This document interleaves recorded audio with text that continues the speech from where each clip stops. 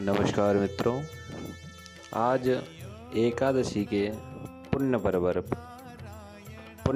पर एक नया वीडियो। धर्मराज युधिष्ठिर कहते हैं कि हे कृष्ण, वैशाख मास के शुक्ल पक्ष की एकादशी का नाम क्या है तथा उसकी कथा क्या है, इस व्रत की क्या विधि है, यह सब विस्तार पूर्वक बताइए। श्री कृष्ण कहने लगे कि हे धर्मराज, मैं आपसे एक कथा कहता हूँ जिसे गुरु वशिष्ठ ने श्री रामचंद्र जी से कही थी। एक समय श्री राम बोले कि हे गुरुदेव, कोई ऐसा व्रत बताइए जिससे समस्त पाप और दुखों का नाश हो जाए। मैंने सीता जी के वियोग में बहुत दुख भोगे हैं।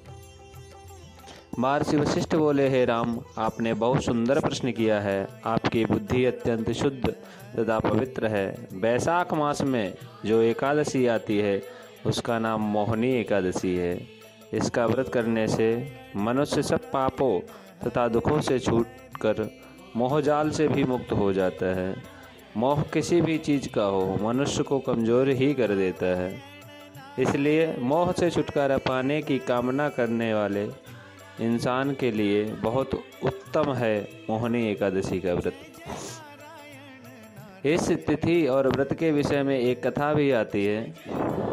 सरस्वती नदी के रमणीय तट पर भद्रावती नाम की एक सुंदर नगरी है। वहाँ का धृतिनाम नामक राजा, जो चंद्रवंश में उत्पन्न और सत्य प्रतिज्ञ थे, ऐसे राजा वहाँ राज्य करते थे। उसी नगर में एक वैश्य रहता था जो धन धान से परिपूर्ण समृद्धशाली था। उसका नाम धनपाल। वह सदा पुण्य कर्म में ही लगा रहता था। दूसरों के लिए प्याऊ, कुआं, मठ, बगीचा, पोखरा और घर बनवाया करता था।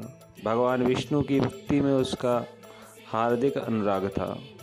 उसके 5 पुत्र थे, सुमना, धृतिमान, मेधावी, सुकृत तथा दृष्टबुद्धि।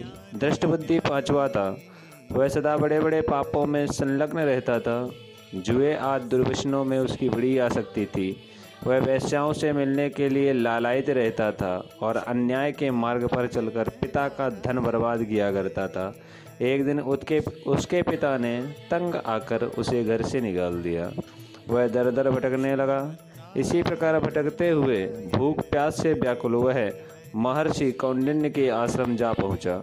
शोक के भार से पीड़ित वह मुनिवर कौंडिन्य के पास गया और हाथ जोड़ करके बोला, हे ब्रह्मन, हे द्विजश्रेष्ठ, मुझ पर दया करके कोई ऐसा व्रत बताइए जिसके पुण्य के प्रभाव से मेरी मुक्ति हो। कौंडिन्य बोले, वैशाख के शुक्ल पक्ष में मोहिनी नाम से प्रसिद्ध एकादशी का व्रत करो। मोहिनी को उपवास करने पर प्राणियों के अनेक जन्मों के किए हुए मेरु पर्वत जैसे महापाप भी नष्ट हो जाते हैं।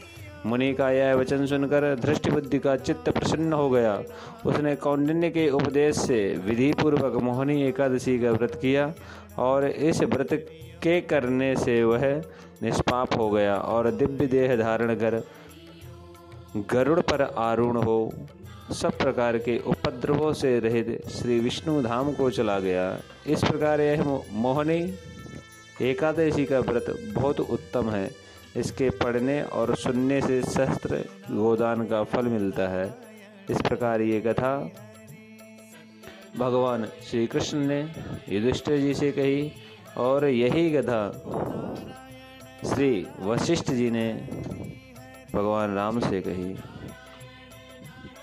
बोलो नारायण भगवान की जय, बोले मोहिनी भगवान की जय। श्रीमन नारायण नारायण नारायण, भजमन नारायण नारायण नारायण, लक्ष्मी नारायण नारायण नारायण, श्रीमन नारायण नारायण नारायण, सत्यनारायण नारायण नारायण, बद्रीनारायण नारायण नारायण, श्रीमन नारायण